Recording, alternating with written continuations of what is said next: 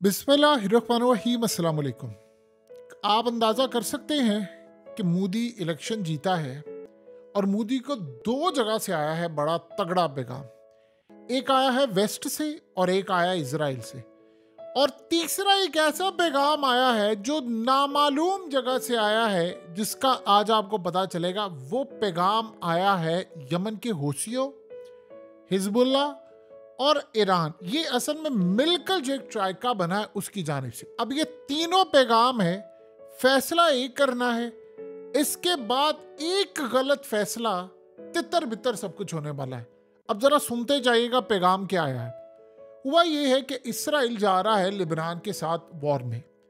आज पूरी तरह ऐलान कर दिया है हसन नसरुल्लाह ने। उसने कहा है कि हम क्लियरली साइप्रस को उड़ा देंगे अगर उसने जरा सी भी एड देने की कोशिश की या मदद की इजराइल की हथियारों से या किसी और से।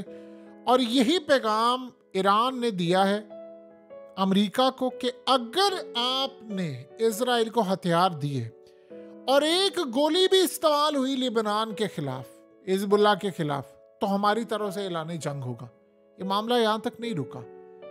इसराइल ने पैगाम दिया है इंडिया को और कहा है कि ये जो आप अब न्यूट्रल रहना, बार बार न्यूट्रल रह रहे हैं पिछले 8-9 महीने से, आप ये चीज खत्म कर दें। अब आप फैसला कर लें, या तो आप इसराइल के साथ खड़े हैं या आप नहीं खड़े। ये नहीं हो सकता कि आप इसराइल के साथ भी खड़े हैं और पूरी तरह नहीं। वो असल में इनको कह रहे हैं अमेरिका ने हमें हथियार देना कर दिए हैं बंद। आपको पता है कि इस वक्त बाइडेन ने फ्रीज किए हुए इनके हथियार, और नेतन्याहू ने जो पैगाम दिया वो धमकी अमेज पैगाम था बाइडेन को। उसके बाद उनकी मीटिंग्स कैंसिल हो गई।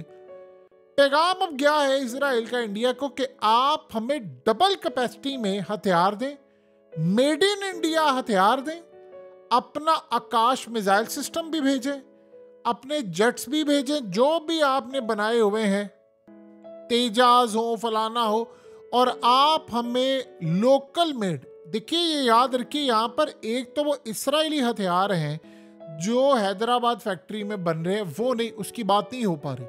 वो कह रहे हैं जो आप हथियार बना रहे हैं लोकल सतह पर, आप हमें वो सप्लाई करें, उसकी खेप ज्यादा करें, अपनी जो कैपेसिटी है उसको डबल शिफ्ट में काम करें। हमें जो अमेरिका से हथियार उख रहे हैं आप हमें दें। हमें इस जंग में अब कूदना है, और ड्रोन्स तो जो मिल रहे हैं सो मिल रहे हैं, यानी अब हमें ज़्यादा ड्रोन्स चाहिए। आपके पास भी जो ड्रोन्स हैं, MQ-9 रिपर हैं, ये वो आप हमें री एक्सपोर्ट करें। असल में होता क्या है कि समटाइम आप हथियार लेते हैं, आप अपने ही हथियार अपने इत्तेहादियों को भी दे देते हैं, एक्सपोर्ट भी कर, इसको कहते हैं री एक्सपोर्ट भी करना, और कुछ आपने बनाए होते हैं वो भी देना। इन्होंने कहा है कि या तो आप फिर हमें बता दें फाइनली कि आप खड़े हैं हमारे साथ या आप नहीं खड़े। ये कहना कि हम इजराइल के भी साथ खड़े हैं। और पिछले 2 दिन से असल में हुआ ये है कि इंडिया की जानिब से स्टेटमेंट आ गई है, मोदी की जानिब से, सबकी जानिब से। उन्होंने इजराइल की है मजम्मत। बड़ी अजीबोगरीब बात है। इजराइल की मजम्मत की है कि जी वो जिस तरह ये काम कर रहा है ये रुकना चाहिए, जंग को बंद होना चाहिए। अब आप जब ये बात कहते हैं कि आपको जंग बंद करनी चाहिए, कुछ करना चाहिए, तो असल में आप इसराइल के नैरेटिव के खिलाफ हैं। इसराइल ने कहा है कि आप खुलकर इत्तेहादी बनकर हमारा इस जंग में साथ दें, ये विकेट के दोनों जानिब खेलने वाला सिलसिला बंद करें। अब ये जब ये बात आई है तो यूरोप से भी एक पैगाम आ गया है। ये जरा समझ लीजिए कि इंडिया के लिए बड़ी खतरनाक सिचुएशन है। पैगाम ये आया है इंडिया के लिए यूरोप से कि आप फैसला कर लें कि आप अब रूस के साथ खड़े हैं या आप अमेरिका और नेटो या हमारे साथ खड़े हैं। और ये अब आप बिल्कुल न्यूट्रल होना छोड़ दें। अब बर्दाश्त नहीं किया जाएगा कि आप ईरान से तेल लेंगे, आप ईरान से मामला तय करेंगे, आप रूस से तेल लेंगे। अब ये हमारी तरफ से आपको फाइनल अल्टीमेटम है। ये इसराइल ने भी कह दिया है और यूरोप से भी पूरा प्रेशर इस वक्त आया मोदी पर। देखिए, जब वो बंदा इस वक्त मेजोरिटी में नहीं है, अपनी अक्सरियत में नहीं है, तो आपको तो हकीकत टीवी ने जब ये इलेक्शन हुआ था कि आपको कहा नहीं था ये मोदी के लिए सबसे मुश्किल टाइम शुरू हो गया है। क्योंकि देखिए, एक बात सबसे अहम है, इलेक्शन जो है वहां का जो रिजल्ट आया है वो मोदी को सूट नहीं करता।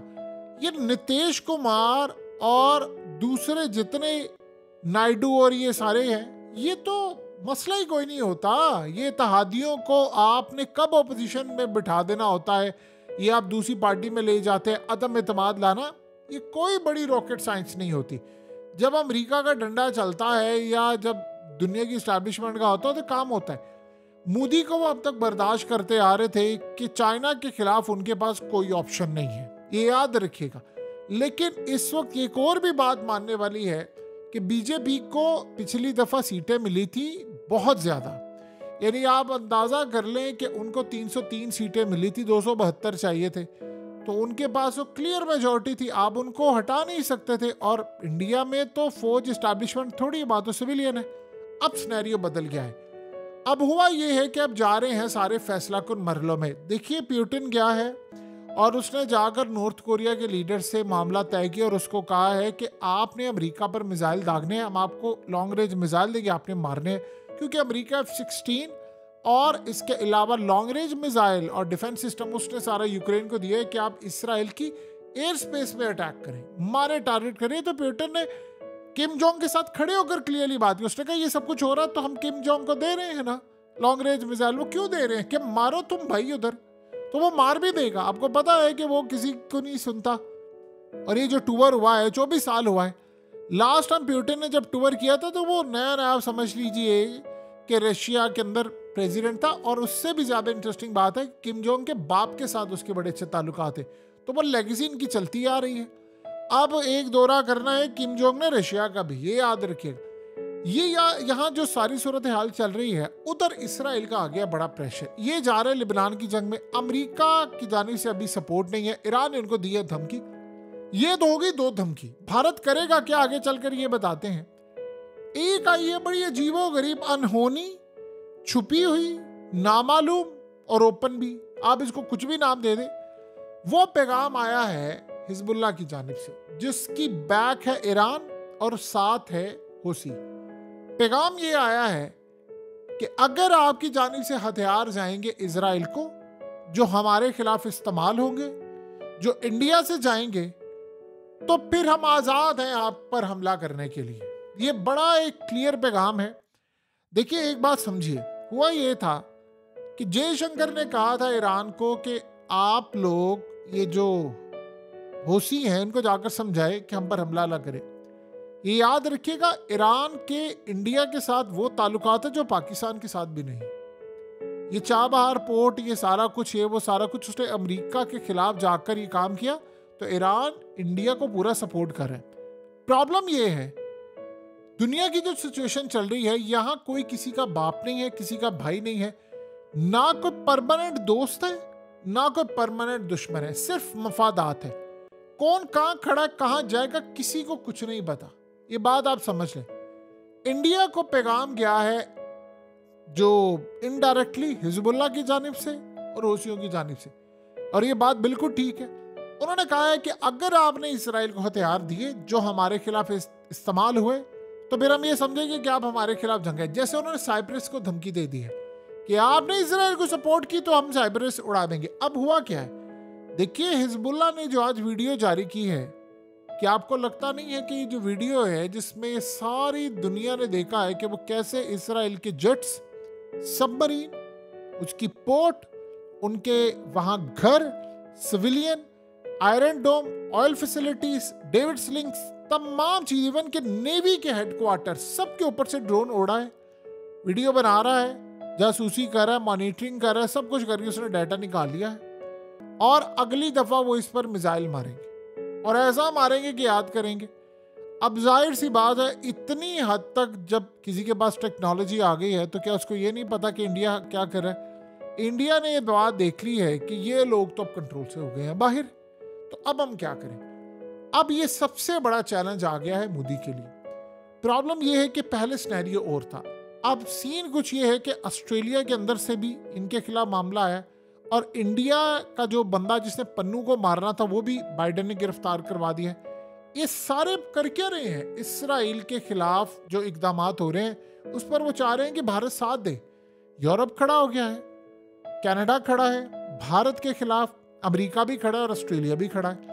अब ये सारे कर क्या रहे हैं, ये सारे कर क्या रहे हैं कि ये इजराइल को कह रहे हैं कि तुम्हें सपोर्ट चाहिए भारत की, और कह रहे हैं कि मेड इन इंडिया हथियार है, फलाना सब कुछ। अब इस सारे सिनेरियो के अंदर भारत को इन्होंने दे दिया बड़ा तगड़ा पैगाम, और हिजबुल्लाह की जानिब से अभी पैगाम आया है कि अगर आप ये काम करेंगे तो ऐलान जंग है, और अमेरिका को भी कह दिया है कि अगर ये काम होगा तो ऐलान जंग है। अब इस सारी सूरत हाल में चाइना का ऊपर से दबाव है और मोदी की वो पोजीशन है नहीं। देखिए, एक क्राइसिस यहाँ पर खड़ा हुआ भारत के अंदर, कोई भी एक क्राइसिस कर ले इस जंग के हवाले से की, तो ये कोई देर नहीं लगेगी। ये अगला इलेक्शन तो वैसे भी नहीं है जीत रहा इन्होंने, ये वो इलेक्शन की बात नहीं हो रही कि जो होना है जाकर कहीं 5 साल के बाद।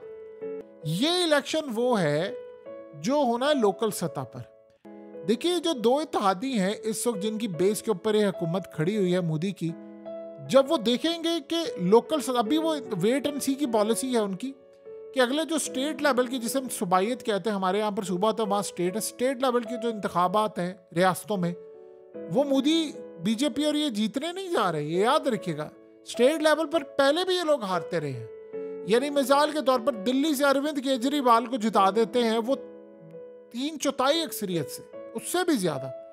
लेकिन जब आती है कौमी असम्बली के इलेक्शन की बात, तो वो वोट देते हैं बीजेपी को।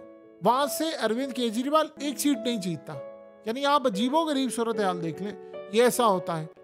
सो अब सिनेरियो वहां पर ये है कि जैसे ही स्टेट लेवल पर जहां बीजेपी की सरकार होगी, जैसे उत्तर प्रदेश में हार गए, तो वो वहां पर ही हारेंगे तो एक खेल खत्म हो जाएगा इनका। तो अब वहां जो सिनेरियो चल रहा है, जो सूरत हाल पैदा हुई है, वो असल में बड़ी क्लियर हो गई है इनके लिए।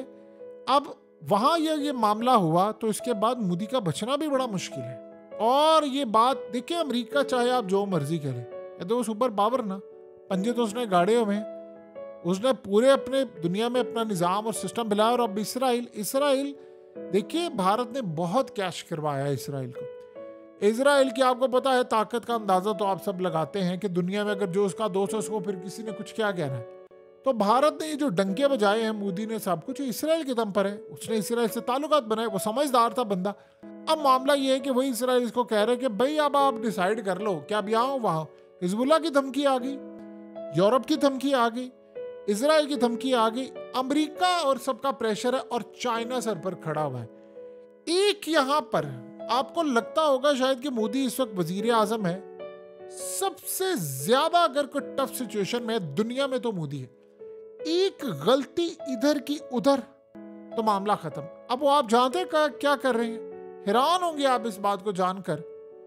अमेरिका में डिस्कस ये हो रहा है कि जो S-400 लिया था भारत ने, वो S-400 लिया था कैट्सा, यानी जो पाबंदियां थी उसके बाद, तो वो पाबंदियां भारत पर आयद कर दें। और इसके साथ साथ जो ईरान से उन्होंने डील कर रहे हैं उस पर भी भारत पर पाबंदियां आयद कर दें।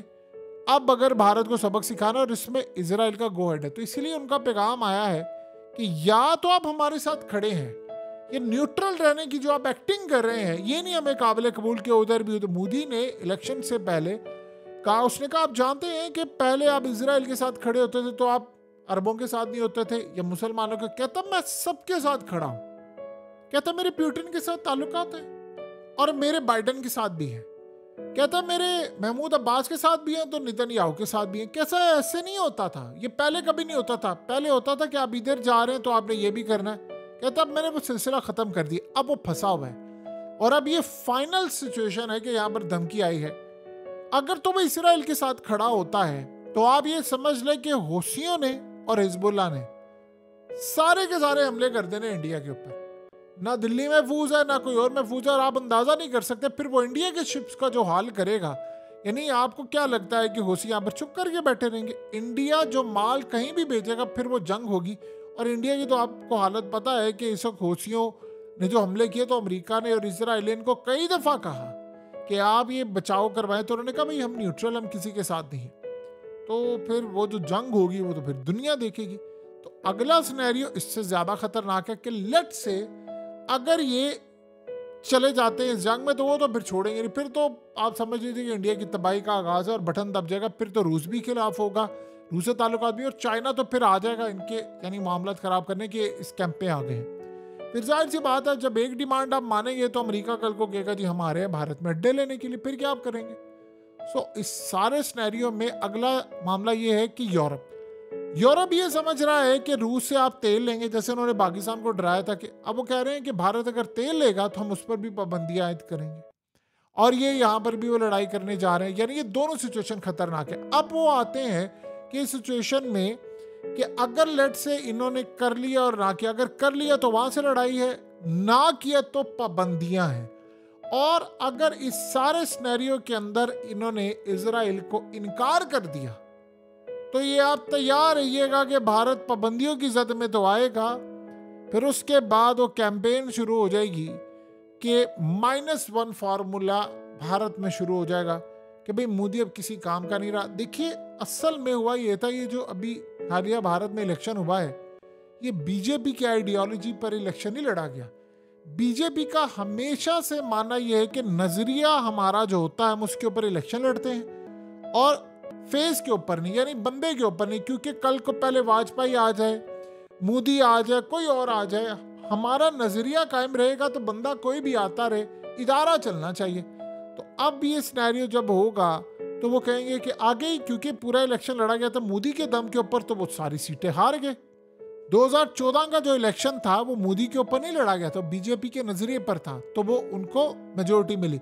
2019 का इलेक्शन भी बीजेपी के नजरिए पर था, लेकिन 2024 का उन्होंने कहा जी बाकी किसी को नजरिया रखा ही नहीं, मोदी का फेस। जिस तरह आप सोचे मोदी ने बात कही, क्या कहा उसने कहा कि मुझे भगवान ने भेजा है, मैं पैदा नहीं हुआ माँ से, कहता मैं माँ से नहीं, मुझे भगवान ने भेजा है। तो लिहाजा इस तरह की कैंपेन में वो पिट गया था। अब ये यहाँ पर अगर उसने एक गलती की, इधर से उधर करनी उसने कुछ ना कुछ है, न्यूट्रल रहेगा तब भी मामला खराब है, साथ देगा तब भी फंसता है, ना दे तब भी फंसता है, किसी की साइड पर भी आ जाए फंसता है। खेल अब उसका खत्म हो चुका है और हिजबुल्लाह की भी धमकी आ चुकी है।